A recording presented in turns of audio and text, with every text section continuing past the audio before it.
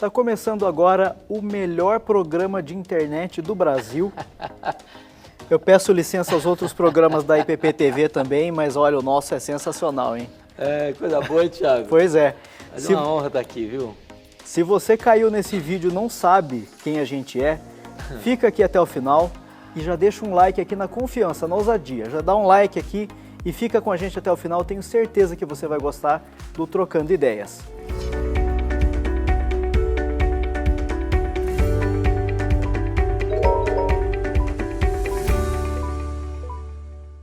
Muito bem, esse é o Trocando Ideias. Nós estamos aqui com o reverendo Hernandes Dias Lopes. Um prazer.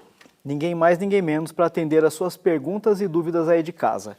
Faça como? Vamos ver quem mandou aqui. Ah, esse aqui é anônimo, pastor. Esse aqui não quis dizer o nome. É uma opção para você também. De repente você tem uma questão pessoal, não quer revelar seu nome, não tem problema. Isso.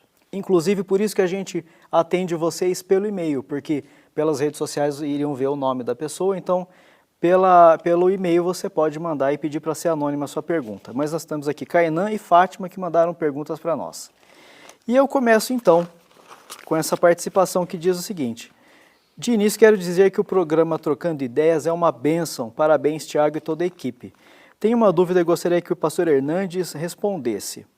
Uma pessoa que comete determinados pecados precisa mesmo pedir perdão diante de todos os membros da igreja? Isso é uma regra da igreja, ou somente confessar a Deus e deixá-los é suficiente? Bom, veja bem, é muito importante entender isso, muito importante. A confissão precisa alcançar exatamente o alcance dessa transgressão. Por exemplo, nós somos pecadores. Então, imagine que você cometeu um pecado que você estava, só você, ou seja, na área do seu pensamento, uma coisa que não foi público, ninguém viu. Você vai confessar o seu pecado a Deus, é só sua situação, você e Deus, só a Deus. Você vai falar para ninguém. Isso não vai ajudar em nada você confessar um pecado para alguém, se aquilo que foi praticado foi uma coisa apenas entre você e Deus. Em vez de ajudar, vai atrapalhar outra pessoa. Se você cometeu um pecado contra uma pessoa específica, o que a Bíblia diz? Se o teu irmão pecar contra ti, vai a ele. Confronte-o. Se ele se arrepender, perdoa. Está resolvido o problema. Não precisa espalhar para todo mundo que fulano fez mal para mim ou perdoei o fulano. Está resolvido o assunto. Se o problema tornou público, veio a público, então a confissão é cabível, sim, numa confissão pública. Então nós não podemos ir além do que é devido. Foi um problema só seu, é só com Deus. Foi um problema só com fulano, resolveu com fulano, está resolvido. Se o assunto veio a público, então de forma pública. Só para ilustrar isso, uma pessoa um dia me procurou e disse, olha, eu tenho que ser honesto com a minha noiva. Ele estava noivo. Então ele passava na rua, olhava para uma moça, achava ela bonita, e hoje eu olhei para uma moça e achei ela bonita. Eu falei, olha, você não fica noivo um mês desse jeito. Seu casamento não aguenta. Porque qualquer coisa que passar na sua cabeça, você vai lá e confessa para sua noiva, amanhã sua esposa, você vai gerar uma insegurança. Então trata isso com você. Se você está com dificuldade, resolva isso com Deus. Mas você ter que falar para a sua mulher, para o seu marido, para o seu pastor, qualquer pensamento que vem na sua cabeça, é impossível. Então, se você cometeu um pecado contra Deus, confessa para Deus. Se você cometeu um pecado contra o seu irmão, vai lá no seu irmão e resolva. Se a situação é pública, a confissão é pública. Então, é nesse nível que nós precisamos tratar do assunto.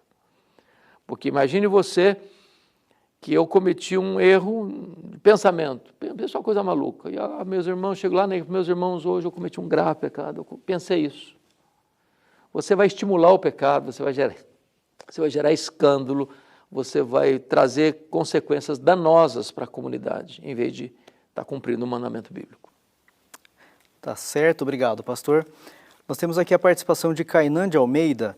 É uma pergunta um tanto extensa e eu vou dar uma resumida aqui, tá bom? Mas a questão é sobre guardar o sábado. E tem algumas referências aqui, citando, né, a guarda do sábado, e a pergunta é por que que os cristãos evangélicos guardam o domingo? Bom, essa é uma questão muito, muito importante, Tiago, que toda a igreja evangélica, fundamentalmente, reúne-se para adorar a Deus no domingo. Quando você vai observar, existem mandamentos, por exemplo, pega o decálogo, são mandamentos morais, que são princípios para a vida toda, né? Não terás outros deuses, não farás imagem de escultura, não tomar o nome do Senhor Deus em vão, guardar o sábado, honrar pai e mãe, não matarás, não adulterarás, não furtarás, não dirás falso testemunho, não cobiçarás. Então, esses 10 mandamentos são princípios. Êxodo 20. Êxodo 20. Agora, quando fala do sábado, a ideia básica que Deus está estabelecendo aí é o descanso. A palavra Shabat, seja no hebraico, seja no grego, é descanso. O que Deus está estabelecendo? Ele instituiu o trabalho, instituiu o descanso. Você trabalha 6 dias, descansa um dia. Bom, esse princípio é permanente, é permanente. Agora, eu vou ler um texto lá em Isaías, onde Deus vai dizer o seguinte, veja bem, Isaías capítulo 1, Deus vai falar para o povo que ele abomina os sábados deles, né? Versículo 13, não continueis a trazer ofertas vãs, o incenso é para mim abominação, e também as festas de lua nova, os sábados, a convocação das congregações. Pense comigo, o sábado aqui, como dia, ele se torna aqui uma lei cerimonial. Deus nunca vai dizer, eu abomino um preceito moral. Deus nunca vai dizer, eu abomino o fato de você não ter outros deuses. Eu abomino o fato de você não fazer mais cultura. Eu abomino o fato de você não tomar o meu nome em vão. Eu abomino o fato de você honrar pai e mãe. Eu abomino o fato de você não matar, não adulterar, não furtar, não falar mal dos outros, não cobiçar o que é dos outros. Mas Deus está dizendo em Isaías 1, versículo 13, eu abomino os sábados. Deus não pode abominar um princípio moral.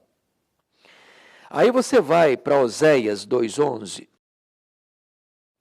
Oséias 2,11, profeta Oséias, e está escrito lá o seguinte, eu vou ler aqui.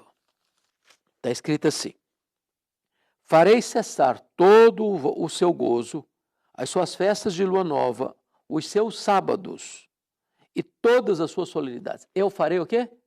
Cessar. Quem está falando isso? Deus. Deus não pode fazer cessar um princípio moral que ele mesmo estabeleceu. Vou fazer cessar o fato de não ter outros deuses, fazer mais cultura, etc, etc, etc. Quando você pega esse texto de Oséias 2,11, como é que Paulo interpreta isso? Aí você vai para Colossenses capítulo 2, versículo 16, que está escrito o seguinte, ninguém, pois, vos julgue por causa de comida e bebida, ou dia de festa, ou lua nova, ou sábados, porque tudo isso tem sido sombra das coisas que haviam de vir, porém o corpo é de Cristo. Então, o que Paulo está interpretando? Que o sábado, do ponto de vista do dia, do cerimonial, era uma sombra que vai se tornar realidade em Cristo. Então, Cristo é o nosso sábado, Cristo é o nosso descanso. Quando, por exemplo, lá em Hebreus vai falar, resta para o povo de Deus um descanso, 5,9, Hebreus, descanso ali é sábado. Está falando da eternidade, do descanso eterno do povo de Deus. Então, Cristo é o nosso descanso. Ele diz, vinde a mim todos vós que estáis cansados e oprimidos, e eu vos aliviarei. Tomai sobre vós o meu jugo e aprendei de mim, porque sou manso e humilde de coração, e achareis descanso para a vossa alma. Jesus é o nosso descanso, Jesus é o nosso sábado. Agora, os cristãos adotam, e nós vamos esticar um pouquinho nessa resposta, Tiago, para clarear. Vamos lá. Porque o domingo é o dia do maior evento do cristianismo. Foi quando Jesus ressuscitou dentre os mortos no primeiro dia. Depois, Jesus aparece para os seus discípulos no primeiro dia. Depois, Jesus derrama o Espírito Santo no primeiro dia, no domingo. Depois, a igreja primitiva reunia para celebrar a ceia no domingo. Depois, Jesus aparece para João na ilha de Patmos no domingo. A igreja apostólica se reunia no domingo. Alguém argumenta assim, mas Paulo, nas suas viagens missionárias, ao chegar numa cidade, ia para a sinagoga. Como assim, então? Claro. Por que Paulo ia para a sinagoga? Quem se reunia lá? Judeus e prosélitos. Por que Paulo ia para a sinagoga? Porque a sinagoga era uma cabeça de ponte para Paulo evangelizar. Porque aquelas pessoas que frequentavam a sinagoga já acreditavam no Velho Testamento. Já aderiam ao Velho Testamento. Qual era o papel de Paulo ao chegar nessa sinagoga? É demonstrar para eles que aquele Messias que eles esperavam é o Jesus de Nazaré. Então, a sinagoga era um meio caminho andado para Paulo, porque ele não precisava provar a veracidade das Escrituras, eles já acreditavam. O papel dele era mostrar que Jesus é o Messias prometido no Antigo Testamento. Mas quando se trata da igreja, comunidade da fé cristã, ela se reunia no domingo. Aqueles que acusam a igreja evangélica de seguir um norte definido por imperador Constantino, estão cometendo um anacronismo grave. Não foi Constantino que instituiu o domingo, não. Isso é tolice. Constantino, simplesmente sendo imperador, o homem da caneta, referenda, legitima a prática da igreja apostólica. Então, a igreja apostólica sempre se reuniu no domingo. E é por isso que todos os cristãos evangélicos, protestantes, se reúnem no domingo. É por isso que nós entendemos que é o dia do Senhor, quando celebramos a vitória de Cristo sobre a morte. Perfeito. Está esclarecido então, Kainan. Nós vamos para a última pergunta do Trocando Ideias de hoje, a pergunta da Fátima Maria. Pastor, eu tenho uma dúvida. As nossas palavras têm realmente poder? Esse negócio de dizer eu determino, eu ordeno em nome de Jesus, faz diferença para alcançar respostas para as nossas orações? Eu não me sinto à vontade para dizer eu determino, pois acho que eu não tenho esse direito. Para mim, quem determina é Deus, mas às vezes eu fico na dúvida. Obrigado e que Deus continue abençoando vocês. Obrigado, Fátima, pela sua pergunta. Que bom que a Fátima não se sente confortável em adotar essa prática, porque ela não é bíblica, ela não é correta. Isso é fruto de um desvio doutrinário. Isso é consequência da confissão positiva e até da psicologia de autoajuda, que diz você é forte, você tem a força, você tem o poder, há poder nas suas palavras, né?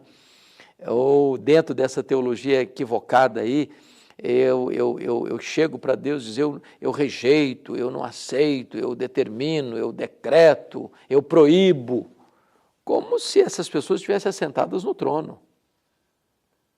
Que equívoco! Isso é confundir as coisas. Quem é soberano é Deus, quem determina é Deus, quem decreta é Deus, quem proíbe é Deus, quem faz é Deus.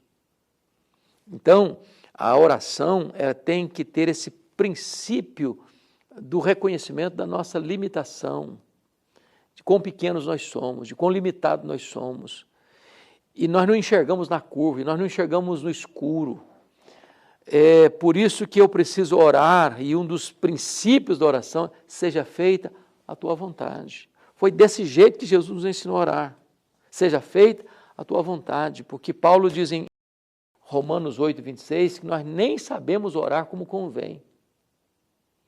Deus é tão bom comigo que Ele não me dá tudo o que eu peço. Eu não sei pedir. Às vezes eu peço para Deus uma pedra pensando que estou pedindo um pão. Às vezes eu peço para Deus uma cobra pensando que estou pedindo um peixe. Às vezes eu peço para Deus o que vai me destruir pensando que eu estou pedindo que vai me dar vida.